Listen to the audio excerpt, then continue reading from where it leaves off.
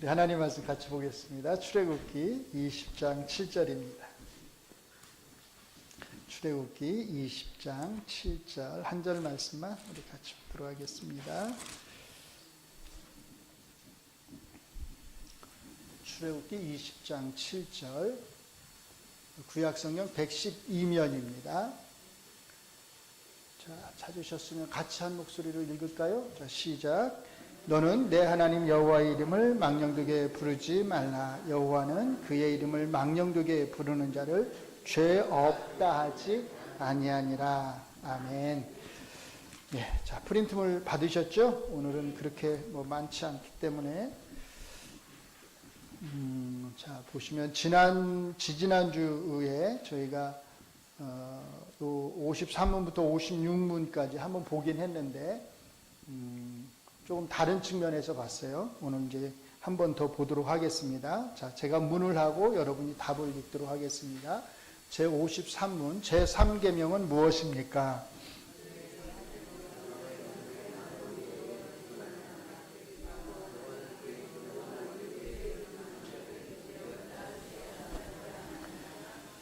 예, 제53문, 무엇이 제3계명에서 요구됩니까?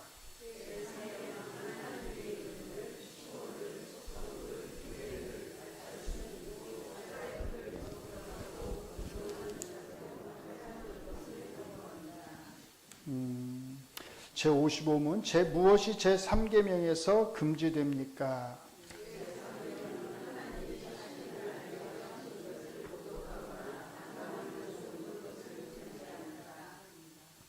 제56문, 제3계명에서 부과된 논리는 무엇입니까?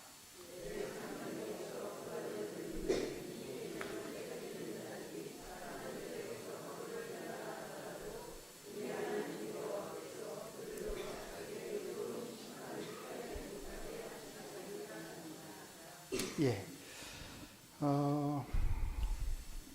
자, 제3계명은 하나님의 이름을 바르지 못하게 사용하는 것을 금하는 말씀입니다. 그러므로 이와 관련하여 제일 먼저 해야 할 일은 제3계명을 통해서 하나님이 금하시는 것이 무엇인지를 정확히 아는 것입니다. 그러나 지난 시간에 저희는 다음 두 가지를 먼저 살펴보았습니다. 자, 첫째, 같이 읽어볼까요? 너는 내 하나님 여호와의 이름을 망령되게 부르지 말라는 번역은 하나님의 이름이 여호와가 아닌 다른 무엇인 것처럼 오해를 낳을 수 있습니다. 그래서 보다 정확한 번역은 뭐예요? 내 하나님의 이름 여호와를 망령되게 부르지 말라는 것으로서 하나님의 이름은 여호와 하나입니다. 특별히 이 이름은 하나님의 백성으로서의, 이게 중요하죠. 이스라엘의 출애굽과 관련된 하나님의 능력과 관련되어 있음을 살펴보았습니다. 둘째, 하나님은 이 이름을 망령되게 부르는 것을 금하는 것이지 바르고 합당하게 부르는 것까지 금하신 것이 아닙니다. 어쩌면 같이 읽습니다. 하나님의 이름을 바르게 부르는 것이야말로 보다 중요한 것일 수 있습니다. 왜냐하면 하나님의 이름을 부른다고 하는 것은 첫째, 여호와라고 하는 그 하나님이 어떤 존재성을 가지신 하나님이시며, 둘째, 그 하나님이 자신의 백성을 위해서 어떤 일을 행하신 분이신지를 기억하게 하는 것이기 때문입니다. 이 두 가지 사실을 염두에 두면서 이제 오늘은 제3계명이 정확히 무엇을 금하는 것인지를 생각해 보고자 합니다. 그러나 결론부터 말씀을 드리면 제3계명이 정확히 무엇을 금하는 것인지에 대해서는 확정적으로 답을 할 수가 없습니다. 왜냐하면 제3계명의 의미는 여호와라는 이름을 망령되게 부르지 말라고 했을 때 역으로 망령되게 부른다고 하는 것의 의미 범주에 달려 있는데 성경은 정확히 이것에 대해서 말해주고 있지 않기 때문입니다. 그러므로 우리가 이 금지 명령의 의미 범주를 어디까지 확장하느냐는 전적으로 해석의 문제일 수 있습니다. 이런 면에서 크게 두 가지로 나누어 이해할 수 있습니다. 첫째, 같이 읽습니다. 이 말씀의 의미 범주를 가능한 좁게 이해해서 특정한 가르침과 연결시키는 것입니다. 이 경우에 이 말씀은 전통적으로 여호와의 이름을 이름으로 거짓 맹세를 하지 말라는 것으로 이해되었습니다. 그래서 이제 그 근거 성경 구절이 어디였냐면 레위기 19장 11절 12절 말씀이에요. 같이 읽습니다. 너희는 도둑질하지 말며 속이지 말며 서로 거짓말하지 말며 너희는 내 이름으로 거짓 맹세함으로 내 하나님의 이름을 욕되게 하지 말라. 나는 여호와이니라. 자, 여기에서 여호와의 이름을 빌어서 거짓 맹세를 함으로써 하나님의 이름을 욕되게 하지 말라는 말씀이 10계명에 뭐하고 같이 나오냐면 8번째와 9번째인 도둑질하지 말라와 거짓 증거하지 말라는 계명과 더불어 말해지고 있는 것을 보게 됩니다. 그러므로 12절의 말씀이 10계명의 제4가 아니라 3이죠. 죄송합니다. 제3계명을 가리킨다고 생각을 합니다. 누군가의 이름으로 맹세를 한다는 것은 자기가 한 약속이나 말의 신실성을 보장하기 위한 것입니다. 그래서 히브리서 기자 역시 맹세의 성격을 같이 읽어볼까요? 사람들은 자기보다 더 큰 자를 가리켜 맹세하나니 맹세는 그들이 다투는 모든 일의 최후 확정이라 라고 규정합니다. 성경에는 이런 맹세의 예들이 많이 나옵니다. 창세기 21장에서 아브라함과 아비멜렉은 하나님을 가리켜 맹세했습니다.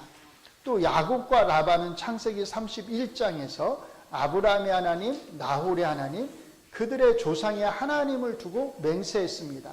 여호와 하나님께서는 자기보다 높은 존재가 없기에 어떻게 맹세했을까요? 그렇죠. 자기 스스로를 두고 맹세하셨습니다. 같이 읽을까요? 이르시되 여호와께서 이르시기를 내가 나를 가리켜 맹세하노니 내가 이같이 행하여 내 아들 내 독자도 아끼지 아니하였은즉 내가 내게 큰 복을 주고 내 씨가 크게 번성하여 하늘의 별과 같고 바닷가의 모래와 같게 하리니 내 씨가 그 대적의 성문을 차지하리라. 또 히브리서를 보시면 같이 읽습니다. 하나님이 아브라함에게 약속하실 때에 가리켜 맹세할 자가 자기보다 더 큰 이가 없으므로 자기를 가리켜 맹세하여 이르시되 내가 반드시 너에게 복주고 복주며 너를 번성하게 하고 번성하게 하리라 하셨더니. 자, 그러므로 여호와라는 이름을 걸고 맹세를 한다는 것은 최고의 신실성을 보장하는 것이고 반드시 지켜야 하는 것이었습니다. 그러나 문제는 처음부터 의도적으로 상대를 속이기 위해서 하나님의 이름을 걸고 맹세하는 것입니다. 또는 처음부터는 의도하지 않았더라도 맹세한 대로 지키지 못하는 것입니다. 제3계명이 맹세와 관련된 것이라면 이 계명은 맹세 자체를 금하기보다는 이와 같이 거짓으로 맹세를 한다거나 맹세를 한 후에 지키지 못한 경우 모두를 가리킬 것입니다. 이 경우 하나님께서는 여호와라는 하나님의 이름을 걸고 맹세한 것에 대한 죄를 묻겠다고 하십니다. 두 경우 모두 다 명백한 죄라는 것입니다. 특별히 후자의 경우처럼 의도치 않게 맹세한 대로 지키지 못했다 하더라도 그 책임을 면할 수 없다는 것입니다. 여기에서 잠시 마태복음 6장에 나오는 맹세에 대한 예수님의 말씀을 살펴보도록 하겠습니다. 같이 읽습니다.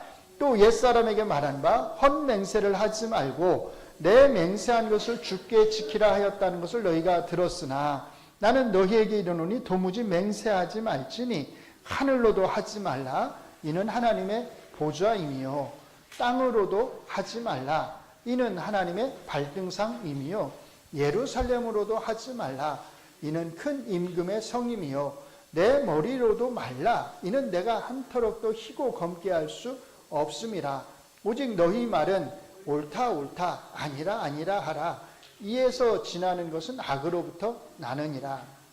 자, 여기에서 예수님은 앞에서 언급한 레위기 19장 12절의 말씀을 들면서 모든 맹세를 금하는 것처럼 보입니다. 그런데 여기에서 염두에 두어야 할 것은 같이 읽습니다. 예수님께서 당대의 사람들이 행하던 맹세의 남발과 그 맹세대로 행하지 않는 위선을 지적하고 계시다는 것입니다. 하나님, 땅, 예루살렘 이런 걸 들이대면서 맹세들을 남발했다는 거죠. 그러므로 예수님의 말씀의 요지는 전혀 맹세를 하지 말라는 의미보다는 너희가 할 수 있는 것에 대해서는 할 수 있다고 말을 하고 너희가 할 수 없는 것에 대해서는 할 수 없다고 정직하게 말하고 그대로 행한다면 굳이 다른 누군가의 이름을 빌어서 맹세할 필요가 없다는 뜻입니다. 다시 말해서 같이 읽습니다. 다른 누군가의 이름을 빌어서 맹세할 필요가 없을 정도로 그리고 맹세가 없는 너희의 그 말을 상대방이 믿을 수 있을 정도로 그렇게 정직하게 살아야 한다는 의미입니다. 천국 백성의 삶이 이러해야 한다는 것입니다. 무슨 말인지 이해가 되시죠? 상대방이 나에게 뭘 요구를 했는데 내가 이렇게 할게 라고 약속을 했어요. 근데 상대방이 야 내가 네 말을 어떻게 믿어? 이렇게 말하면 내가 잘못 살아온 거죠. 그렇죠? 내 말을 상대방이 믿을 수 있도록 내가 평소에 행동을 했어야 그래 네가 말하는 거는 내가 믿을 수 있어. 네가 맹세하지 않아도 내가 믿을 수 있어. 왜? 평소에 그렇게 지켜왔으니까. 그렇게 살라는 거죠. 그리고 네가 할 수 없는 거는 할 수 없다. 못 지킨다. 이렇게 평소에 그렇게 살라는 거죠. 맹세하지 않아도 될 정도로. 제3계명을 맹세와 관련해서 좁은 의미로 이해할 때 여기에 속하는 또 하나의 의미가 뭐예요? 서약에 대한 것입니다. 크게 좁은 의미로 하면 하나가 맹세고 맹세는 사람과 사람 사이에 하는 거지만 서약은 하나님 앞에 하는 서약을 말하는 거예요. 특별히 이 서약은 하나님의 백성이 하나님에게 무엇인가를 행하겠다고 약속하는 것과 관련이 있습니다. 그러므로 하나님 앞에 무엇을 행하겠다고 서약을 하고서 그것을 지키지 않는 것 역시 제3계명을 어기는 것이라는 것입니다. 구약 성경은 이런 서약, 서원에 대해서 반드시 지킬 것을 명하고 있으며 특별히 민수기 30장은 이 서약의 이행 규칙에 대해서 자세히 설명합니다. 어떤 예를 들면 아내가 서약을 했는데 남편 모르게 서약을 했어요. 그러면 이거를 지켜야 되느냐 말아야 되느냐 이런 설명들이 그 민수기 30장에 다 나와 있습니다.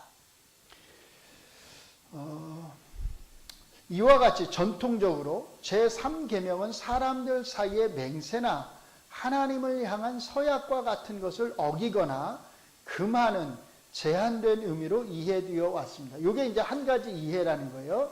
자, 이거 말고 이제 둘째, 자, 같이 읽습니다. 제3계명의 말씀이 가리키는 의미 범주에 제한을 두지 않고서 매우 폭넓게 이해하는 것입니다.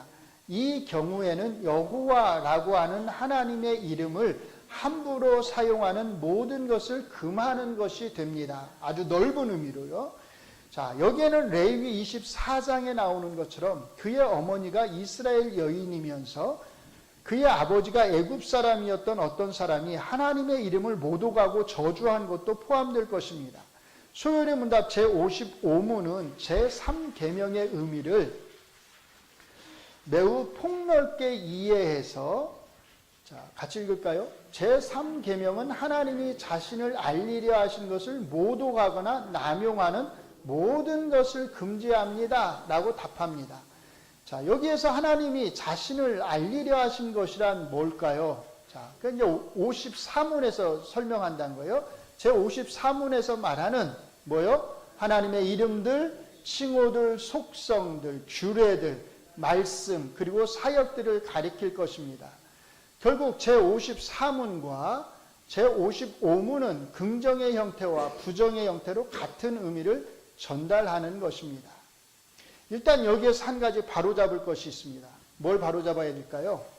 소요리 문답에서 하나님의 이름을 마치 하나님의 이름이 여러 개인 양 복수인 하나님의 이름들 이렇게 표현했죠. 네임즈라고요. 그렇죠?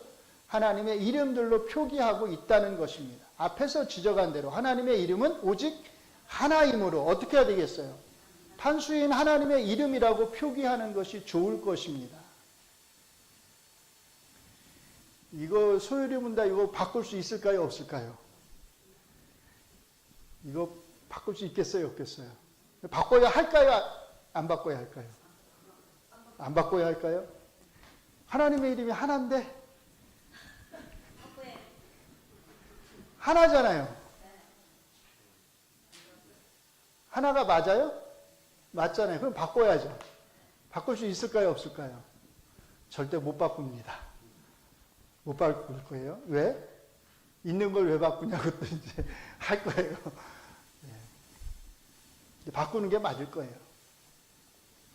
자, 제3계명과 관련하여 중요한 것은 소요리 문답이 제3계명의 의미를 매우 폭넓게 규정해서 하나님의 이름인 여호와 자체만이 아니라 그 칭호들, 속성들, 규례들, 말씀, 그리고 사역들까지 포함하고 있다는 것입니다. 이 경우 제3계명에는 하나님의 이름을 망령되게 부르는 것뿐만 아니라 하나님과 관련된 모든 것이 다 포함된다는 것입니다. 그러므로 우리는 하나님의 백성으로서 하나님과 관련된 것은 그것이 무엇이든지 함부로 입에 담아서는 안 된다는 것입니다. 제55문은 모독하거나 남용하는 모든 것이라고 말함으로써 이것을 분명히 합니다. 자, 그러나 여기서 조심해야 할 것이 있습니다. 제3계명이 같이 읽습니다. 하나님과 관련된 모든 것을 다 포함한다고 해서 이것을 지나치게 넓게 적용해서는 안 된다는 것입니다. 그럴 경우 어떤 문제가 생길까요? 우리의 모든 삶 전체가 다 제3계명 속에 포함됨으로써 계명 간의 구분 자체가 사라지게 될 위험이 있기 때문입니다. 그러면 계명을 구분할 필요가 없죠. 거짓말하는 것도 3계명이고, 그렇죠? 거짓 증언하는 것도 3계명이고, 그럼 뭐하러 계명을 구분을 합니까? 다시 말해서 제3계명에는 분명히 그 한계를 그어주는 선이 있다는 것입니다. 문제는 그 한계선을 어디까지 정하느냐는 것이 해석의 문제로 남아있다는 것입니다. 그러면 우리는 그 한계선을 어떻게 정할 수 있을까요? 아마도 7절 후반절의 말씀 같이 읽습니다. 여호와는 그의 이름을 망령되게 부르는 자를 죄 없다 하지 아니하리라고 하는 이 말씀이 그 한계선을 긋도록 하는데 도움을 줄 수 있지 않을까요? 이 말씀은 여호와의 이름을 망령되게 부르는 자들이 적어도 자신들 스스로는 죄를 범한다고 생각하지 않으면서 그런 행위를, 즉 함부로 부르는 행위를 하고 있다는 것을 함축하기 때문입니다. 쉽게 말해서 이 후반절의 말씀에 비추어 보면 이 제3계명은 같이 읽습니다. 자기 기만적 신앙 행위들을 가리키고 있는 것이 아니냐는 것입니다. 이것을 소요리 문답의 제54문에 적용하면 이런 식으로 구체적으로 적용해 볼 수 있을 것입니다. 첫째, 하나님의 이름을 함부로 말하거나 부를 때, 우리 흔히 이제 주여라고 함부로 호칭을 하거나 남용할 때, 아무 때나 막 하나님 여호와 뭐 이런 거 할 때, 또 둘째, 하나님의 뜻이라고 함부로 말하거나 주장할 때, 하나님이 꿈에 나타났다고 말을 한다거나 하나님이 나에게 뭘 들려주셨다고 함부로 말을 한다고 할 때, 셋째, 습관적으로 성경 말씀을 사용하거나 하나님의 은혜와 같은 종교적 표현을 사용할 때, 넷째, 하나님의 이름을 입에 올리면서도 성경이 증거하는 하나님의 행하신 이적을 믿지 않을 때, 다섯째, 하나님의 이름을 내세우면서 자기의 욕망이나 뜻을 충족시키려고 할 때, 여섯째, 하나님의 은혜를 내세우면서 자기의 잘못이나 흠을 정당화하려고 할 때, 일곱째, 하나님의 말씀을 내세우면서 자기의 권위를 세우려고 할 때, 등등등. 이런 범위 안으로 이렇게 자기 기만적인 신앙 행위의 범위 안으로 제한해서 이해할 수 있지 않을까라는 것이에요.